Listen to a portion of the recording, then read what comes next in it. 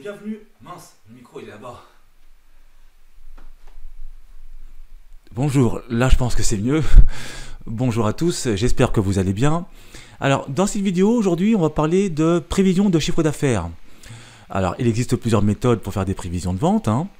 Aujourd'hui, on va simplement s'occuper de la méthode des moindres carrés, qui est déjà pas mal, puisque avec la formule petit a qui n'est pas évidente du tout à retenir. On va voir aussi comment calculer le petit b et comment calculer effectivement aussi les moyennes x et y, sans oublier bien sûr le tableau préparatoire qui est nécessaire à faire pour justement avoir les éléments chiffrés pour finalement faire cette prévision de vente. Voilà, l'introduction est terminée, on peut y aller, c'est parti. Alors ici, on va commencer par la méthode des moindres carrés. Vous avez au tableau des périodes, donc des années et des chiffres d'affaires. Et la première chose à faire, eh bien, c'est de réaliser un tableau préparatoire pour calculer ce qu'on vous demandera de faire. Ici, on va supposer qu'on va calculer la prévision n plus 1. Alors, première colonne de votre tableau, ce sont les périodes. Donc généralement, les années. J'ai bien dit généralement, mais ce n'est pas tout le temps le cas. On peut très bien avoir des mois, des trimestres ou des semestres. Alors ici, regardez, on commence par l'année n et on finit par n-6. Dans votre tableau, je vous conseille vivement de faire l'inverse. Et pourquoi? À cause de la seconde colonne. Car la seconde colonne s'intitule, je vais y arriver, voilà, rang, qui correspond en fait à vos xi. Et le rang 1 correspond à l'année la plus ancienne. Voilà pourquoi je vous conseille vivement de commencer par n-6 et pas l'inverse. Voilà, donc le rang 1 correspond à la période la plus ancienne, quel que soit l'exercice bien entendu. Demain, si vous avez des mois, eh bien le rang 1 correspondra au mois le plus ancien, d'accord? Bien. Et ça correspond donc à vos xi. Ensuite, vous avez vos yi qui correspondent en fait à vos chiffres d'affaires. Voilà. Ici, attention à l'ordre, ne vous trompez pas, c'est bien du plus ancien au plus récent, d'accord? Il faut être cohérent. Alors pourquoi on met des rangs en fait? Je vais vous dire, je ne l'ai pas dit, parce que dans vos formules, on ne peut pas prendre ces éléments-là. Ici, les dates sont c'est du texte concrètement. Donc on ne peut pas faire des calculs avec du texte, d'accord? Alors que là, on a des chiffres, on peut faire des calculs. Voilà pourquoi on va prendre des rangs. Donc par exemple, le rang 4 correspond à la période n-3. Bien. Donc nos chiffres d'affaires. Ensuite, on va avoir une colonne qui va s'appeler xi au carré. Xi au carré, eh bien, on va prendre chaque xi, on va le mettre au carré. Donc concrètement, ici, on va avoir 1, puis 4, puis 9, voilà, c'est bien ça, oui, puis 16, ensuite c'est 25, parce que 5 par 5, ça fait 25, et 36, et ensuite on va avoir 49. Voici donc nos xi. Donc je répète, on prend chaque xi, on le met au carré. 1 au carré, 2 au carré, 3 au carré, et ainsi de suite. Dernière colonne qui va s'appeler xi, yi, pardon, xi, yi, hop, qu'on indique ici, c'est-à-dire xi fois yi. Donc c'est ici, donc la colonne xi fois la colonne yi pour chaque ligne, bien entendu. On raisonne par ligne. Donc ça va faire 1 fois 3000, 2 fois 3200, 3 fois 3250, et ainsi de suite. Bien entendu, j'ai préparé les calculs. Voilà, les résultats. Alors là, vous ne voyez pas tout. Hop, excusez-moi, hop. Là, c'est mieux, oui, c'est mieux. Voilà. Donc voilà, le tableau préparatoire est terminé. Voilà, ça suffit. Voilà pour le tableau. Maintenant, il nous faut calculer les moyennes. Alors les moyennes se calculent en dehors du tableau, d'accord? Donc je vous fais le calcul de moyenne tout de suite. Bien, alors pour calculer les moyennes, on a la possibilité d'indiquer une ligne supplémentaire dans le tableau. Ici j'ai indiqué la ligne totale. Alors on n'est pas obligé de la faire, mais c'est vrai que c'est préférable, bon c'est plus pro on va dire. Donc pour calculer les moyennes, on va d'abord calculer la moyenne de x, qu'on appelle également x bar. Comment ça se passe? Eh bien, il nous faut d'abord déterminer le nombre de lignes du tableau, hormis la première et la dernière, bien entendu. Ici, il y a 7 lignes. En gros, il y a 7 périodes. Pourquoi je vous dis ça? Parce que dans la formule, on va prendre pour la moyenne de x, le total des xi, ici 28, que l'on va diviser justement par le nombre de lignes, ici 7. Donc le calcul, ça va être 28 divisé par 7. D'accord? Bien. Et là, bien sûr, ça nous donne 7 fois 4, 28. Donc on trouve 4. Pour la moyenne de y, même principe, on va prendre le total des yi, ici 24 650, et que l'on va diviser, toujours pareil, par le nombre de périodes, donc 7. Donc le calcul est identique. On va trouver donc ici 3521,43. Donc voici nos moyennes. Normalement vous voyez bien, oui, tout se passe bien. Alors, ensuite on doit calculer les éléments A et B. Pourquoi? Parce que je vous rappelle qu'ici, on doit au final déterminer une équation. Et l'équation est de la forme y égale ax plus b. Donc il nous faut déterminer A et B. Donc on va commencer par indiquer le calcul de A, ici.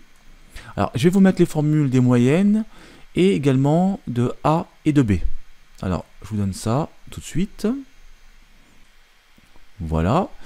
Donc maintenant, on va calculer A avec la formule que vous avez ici. Alors la formule est assez compliquée, je vous l'accorde. Hein. C'est l'une des rares à être compliquée en gestion. On me dit somme de xi, yi. Alors somme de xi, yi, c'est la colonne qui se trouve ici. C'est le 103 750. D'accord? Bien. Après on me dit moins n x bar, y bar. Alors, n, c'est le nombre de périodes, donc c'est 7. D'accord? X bar, Y bar, ce sont les moyennes qui sont ici, 4 et 3500 et des brouettes. Et on doit diviser tout ça par somme, alors oui, je ne l'ai pas dit, mais le sigle que vous voyez, c'est sigma, qui veut dire somme de. Alors, somme de xi carré. Ma colonne xi carré est ici, je prends la somme, c'est donc 140. D'accord? Et je dois enlever donc moins n, encore une fois, 7, hein, x bar au carré, donc c'est-à-dire 4 au carré. Bien. Donc normalement le calcul il est ici, voilà. Donc on a bien les 103 000, 7 fois 4, donc moins n x bar y bar, divisé par donc 140 en x, somme de xi carré, moins 7 x bar au carré. Donc pour A on trouve 183,93. Alors ici, d'ailleurs, est-ce que vous ne voyez pas correctement? Alors, je vais m'effacer. Voilà. Alors, dans la formule, vous voyez 42, mais en fait, c'est pas 42. C'est le carré. Alors, on va essayer de mettre ça au carré tout de suite. Voilà. Bien. Donc pour B, on me dit que c'est égal à y bar moins ax bar. Donc y bar, c'est 3005, hein, d'accord, moins ax bar, donc A, qu'on vient de trouver 183,93, et fois x bar, donc 4 au carré. 4, pardon, excusez-moi. Donc ici, voici le calcul, ça doit être ça, voilà. Et on trouve donc 2785,71. Alors si je le mets là, non je vais le mettre là, allez. Voilà. Donc voici mon résultat pour petit b et petit a. Alors à quoi ça sert? Eh bien ça sert à pouvoir écrire l'équation qui est nécessaire pour la prévision. L'équation est de la forme, je le répète, y égale ax plus b.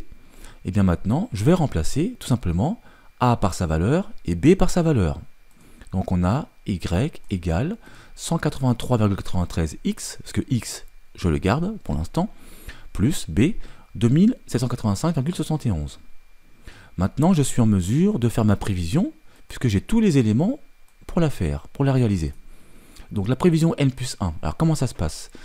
Je regarde mon tableau d'origine et je vois que, enfin mon tableau d'origine, le tableau que j'ai conçu, pardon, c'est pas pareil, et je vois que n correspond au rang 7. Moi, ce que je recherche, c'est n plus 1. Qui est juste après n, dans le temps. Donc après 7, c'est 8. Donc ici, la prévision n plus 1 correspond au rang 8. Pourquoi? Parce que je n'ai fait que la continuité de mes rangs. D'accord? Si on m'avait demandé la prévision n plus 1, eh bien, ce n'aurait pas été 8, ça aurait été 9, puisque après n, c'est n plus 1, et après n plus 1, c'est n plus 2. D'accord? Et donc après 7, c'est 8, et après 8, c'est 9. Donc j'aurais mis 9 pour n plus 2. Mais ici, c'est pas le cas. Donc, À quoi ça sert? Eh bien, ça sert à remplacer x par le rang que l'on recherche, justement. Donc ici, on recherche le rang 8, donc on va remplacer x par 8 dans l'équation précédente. Voilà pourquoi on va écrire l'équation suivante, y égale, entre parenthèses, 183,93, fois 8, donc le rang qu'on vient d'indiquer à l'instant, plus, je ferme la parenthèse, plus b, 2785,71. Et là, on trouve donc un chiffre d'affaires prévisionnel pour l'année N plus 1 de 4257, je ne sais plus lire les chiffres, 15 centimes. Voilà donc ma prévision N plus 1 avec la méthode des moindres carrés. On a fait le tour, je pense. Après, bien sûr, vous écrivez une phrase du style la prévision du chiffre d'affaires pour l'année N plus 1 s'élève donc à, ou est estimé, à 4257,15 €. Voilà, nous avons terminé. Et bien voilà, cette vidéo touche à sa fin. J'espère qu'elle vous aura aidé. Si vous avez des questions, surtout vous n'hésitez pas, posez-les en commentaire, juste en dessous de la vidéo. Je n'hésiterai pas, bien sûr, à y répondre. Et je vous souhaite bon courage pour la suite. À très bientôt. Ciao.